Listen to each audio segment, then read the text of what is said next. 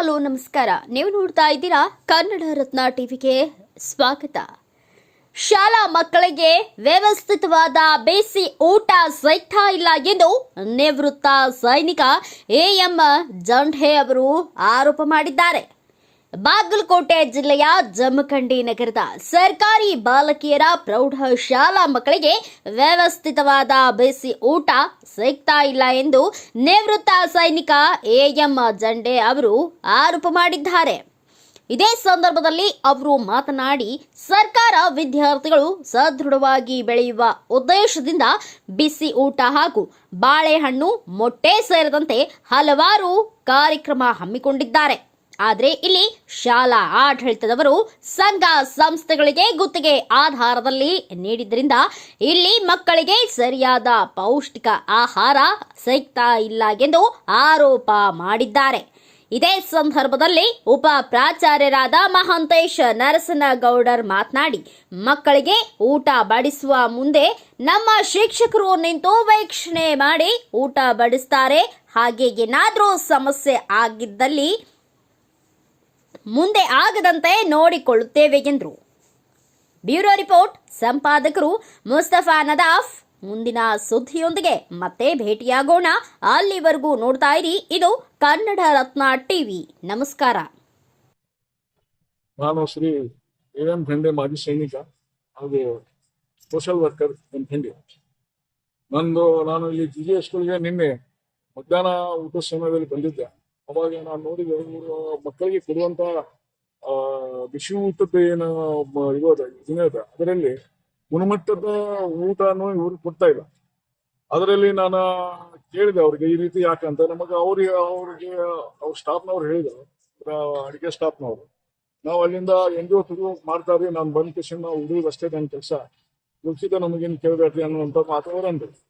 ಆ ಗುಣಮಟ್ಟ ಏನಿದೆ ಅದರೊಳಗೆ ನೋಡ್ರಿ, ಅನ್ನದೊಳಗೆ ಬೇಕಂಬಾದ್ರು ರೇಷನ್ ಅಕ್ಕಿ ಇದಾವ, ಅವಕ್ಕೆ ಇರ್ಲಿ.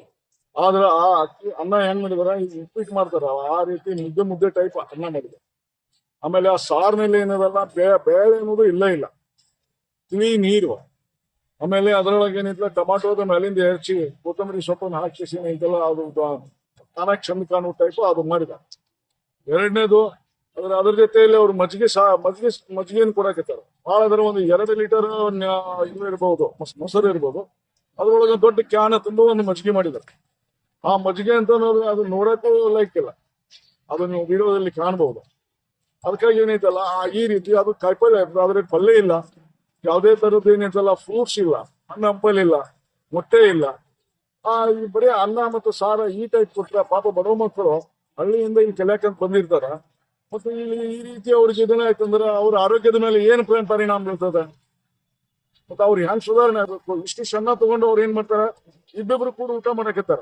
ಅದು ಹೋಗೋದೇ ಇಲ್ಲ. ಸರಿಯಾದ ಗುಣಮಟ್ಟದ ಆಹಾರ ಕೊಟ್ಟು ಸ್ವಲ್ಪ ಊಟ ಮಾಡಿ ಅವ್ರಿಗೇನಿದೆ, ಅವ್ರ ಆರೋಗ್ಯ ಸರಿ ಇರ್ತದೆ, ಅವ್ರ ಮಾನಸಿಕತೆನೂ ಸರಿ ಇರ್ತದೆ.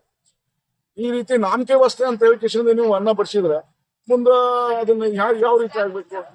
ಅದಕ್ಕಾಗಿ ನಾನು ಇದರಲ್ಲಿ ನಂದು ನೇರವಾಗಿ ಆರೋಪ ಏನದ ಅಂತಂದ್ರೆ, ಯಾವ NGOಗಿನೂ ಕೊಟ್ಟಿದ್ರು, ಆ NGO ಅವರಿಗೆ ಅದು ಸರಿಯಾಗಿ ಎಲ್ಲಾ ರೀತಿಯಿಂದ ಗೌರ್ಮೆಂಟ್ ವತಿಯಿಂದ ಬ್ಯಾಳೆ ಆಗಲಿ ಎಲ್ಲಾ ರೀತಿಯ ಕಾಳಕಡಿ ಎಲ್ಲ ರೇಷನ್ ಎಲ್ಲ ಅವ್ರಿಗೆ ಸಿಗ್ತದೋ ಅಥವಾ ಇಲ್ಲ. ಸಿಕ್ಕರೆ ಏನಿದ್ದಲ್ಲ, ಯಾವ ಒಂದು ಮಗುವಿಗೆ ಎಷ್ಟೆಷ್ಟು ಗ್ರಾಮ ಏನೇನು ಅವ್ರಿಗೆ ಅಥರೈಸ್ ಅದ, ಆ ಅಥರೈಸ್ ಲಿಸ್ಟ್ ಪ್ರತಿ ಒಂದು ಸಾಲಿ ಒಳಗೆ ಅಲ್ಲಿ ನೋಟಿಸ್ ಬೋರ್ಡ್ ಒಳಗೆ ಹಾಕ್ಬೇಕು. ಇಷ್ಟಿಷ್ಟದ ಅಂತೇಳಿ ಟೋಟಲ್ ಒಟ್ಟು ಆಹಾರ ಅವ್ರಿಗೆ ಎಷ್ಟು ಸಿಗ್ತದೆ, ಮಧ್ಯಾಹ್ನ ಊಟದ ಟೈಮ್ನಲ್ಲಿ ಏನೇನು ಕೊಡ್ಬೇಕು, ಎಷ್ಟು ಗ್ರಾಮ ಬೇಳೆ ಅದ, ಎಷ್ಟು ಗ್ರಾಮ್ ಸಕ್ಕರೆ ಅದ, ಎಷ್ಟು ಗ್ರಾಮ್ ಹಿಟ್ಟದ, ಏನದ, ಏನ್ ಗೌರ್ಮೆಂಟ್ ಕೊಡ್ತದೆ ಆ ಲಿಸ್ಟ್ ಏನಿದೆ ಪರ್ಟಿಕ್ಯುಲರ್ ಆಗಿ ನೋಟಿಸ್ ಬೋರ್ಡ್ ನಲ್ಲಿ ಹಾಕ್ಬೇಕು. ಎಲ್ಲಾ ಪೇರೆಂಟ್ಸ್ಗಳಿಗೆ ಏನೈತಲ್ಲ ಅವ್ರಿಗೆ ಮಾಹಿತಿ ಇರಬೇಕು.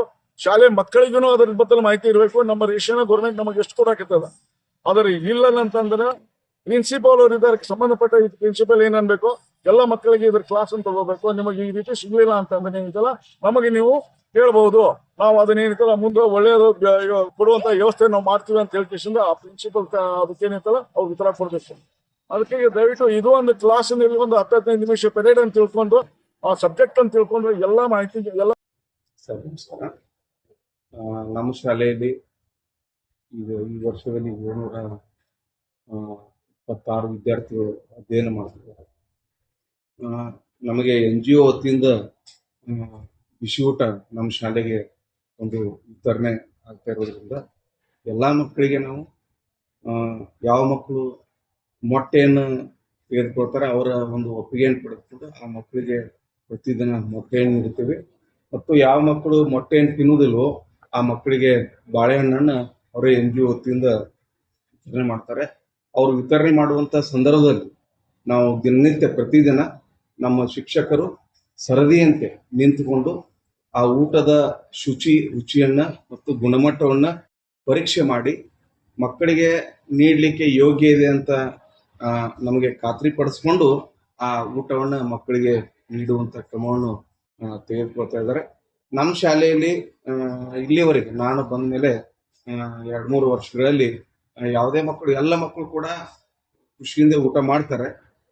ಹಂಗೇನಾದ್ರು ಇನ್ನೂ ಆ ಊಟದ ಗುಣಮಟ್ಟದಲ್ಲಿ ತಮ್ಮ ಸಲಹೆಯಂತೆ ಸುಧಾರಣೆ ಆಗಬೇಕಾದ್ರೆ ನಾವು ಆ NGO ಅವರಿಗೆ ನಾವು ಅಗತ್ಯವಾದಂಥ ಅವ್ರಿಗೆ ಒಂದು ಮನವಿಯನ್ನು ಸಲ್ಲಿಸಿ ಇನ್ನೂ ಅತಿ ಹೆಚ್ಚಿನ ಗುಣಮಟ್ಟ ಆಗೋ ರೀತಿಯೊಳಗೆ ನಾವೆಲ್ಲ ನಮ್ಮೆಲ್ಲ ಶಿಕ್ಷಕರು ಸೇರಿ ನಾವು ಅಗತ್ಯವಾದಂಥ ಕ್ರಮವನ್ನು ತೆಗೆದುಕೊಳ್ತೀವಿ.